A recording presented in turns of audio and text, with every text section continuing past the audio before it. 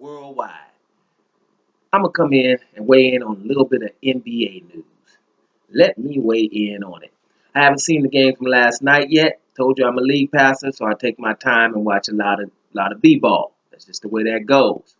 Now, over the last week, there's been some things going on. A couple of little things that are not happening on the court, a little bit behind the scenes or in the media, right? And I wasn't gonna weigh in on it. And if I would have did it right away before watching programs and seeing opinions of other people. Normally, I like to be there before, so you guys can know this is pure, honest, and it's not somebody else's opinion, just mine, right?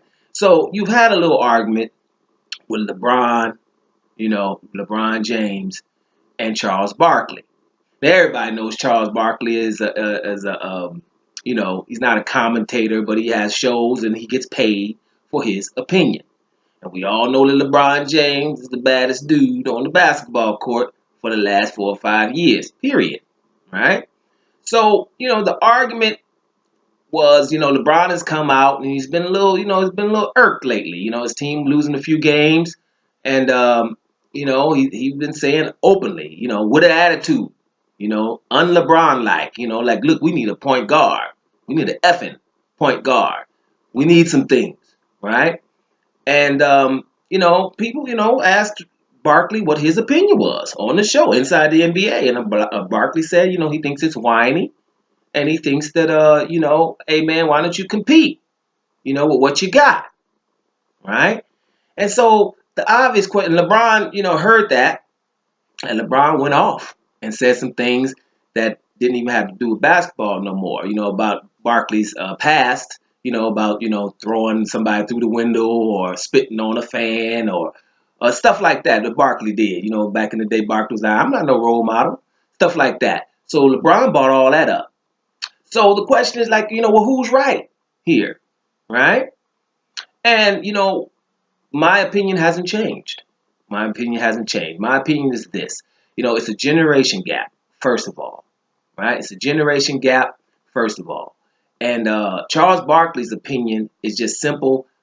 Look, man, you got 3 perennial All-Stars on your team.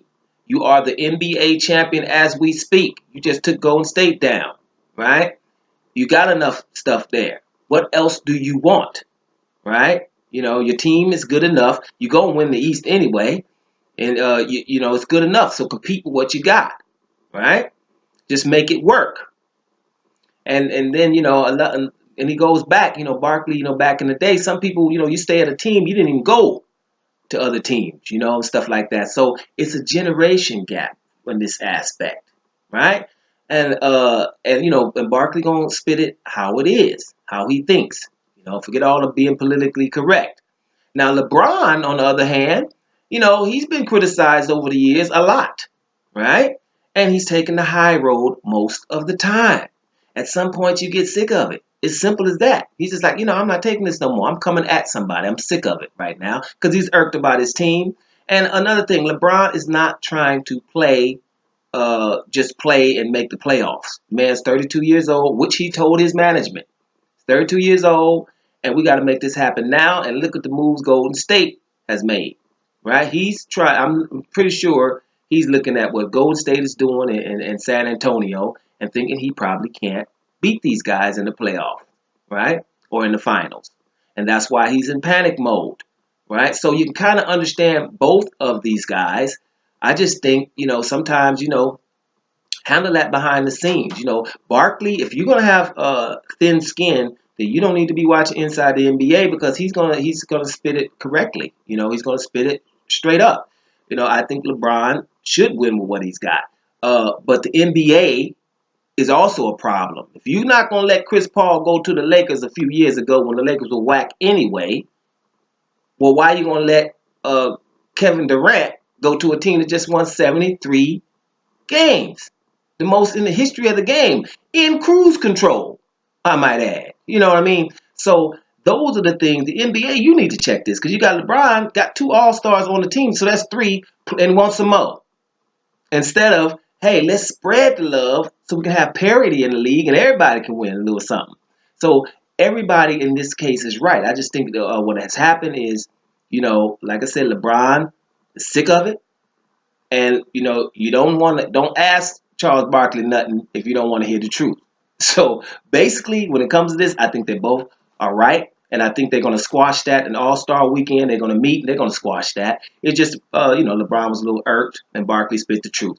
So basically, they're both right. You'll see in a week or two, everything will be fine with that. Now in Chicago, there was some things said in the press. People go on on Twitter to say stuff.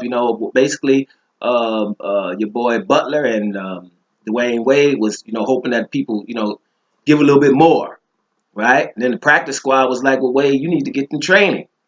And so those people that went and they go to Twitter and talk about what's going on in Twitter. And these things for older guys, this used to happen in the locker room. You don't go and to Twitter to tell the world what's going on in your locker room. I think some of these people, with these young cats, you grew up with these things. We're from the none of your damn business generation, right? So we're probably not trying to, tweet everything we're thinking or tell the world about it. I seen something, this is tennis, but I seen a tennis mom congratulate her son for winning a tournament on Twitter. You know what I'm saying? Well, the dude is right down there. So you want the world to see how you congratulate your son. Everybody, is trying to be famous. You got enough attention, probably. Don't we all have enough attention? So I don't see why people are taking things that should be internally dealt with out for the public. I think it's starting to become a reaction. You just go to tweet right away, and you don't really think about it.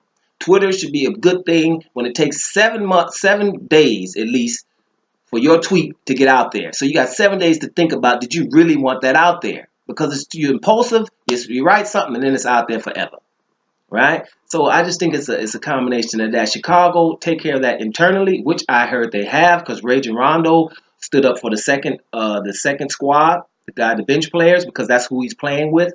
So he stood up for them. So it was a little, it was going down a little bit. It was Butler and Dwayne Wade against the rest of these guys. But it was, they shouldn't have took it to the press, right? Or on Twitter. Just take care of these things like the good old days. Take care of these things internally, right? And then everything should be fine, because it's not going to always be good, especially when you start losing some games and all those characters are in there. That's just normal.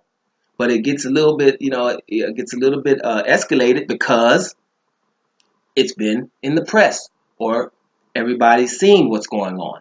That is really the real problem. I think people need to just, if you're famous already, stop tweeting, or Snapchatting or Instagramming or whatever that is. Just stop it. You got enough fame. You got enough attention, right? Stop worrying about how many followers you got. Live your life. Don't post your life. What about that? Done with Sports Talk Worldwide, and I'm up out of here.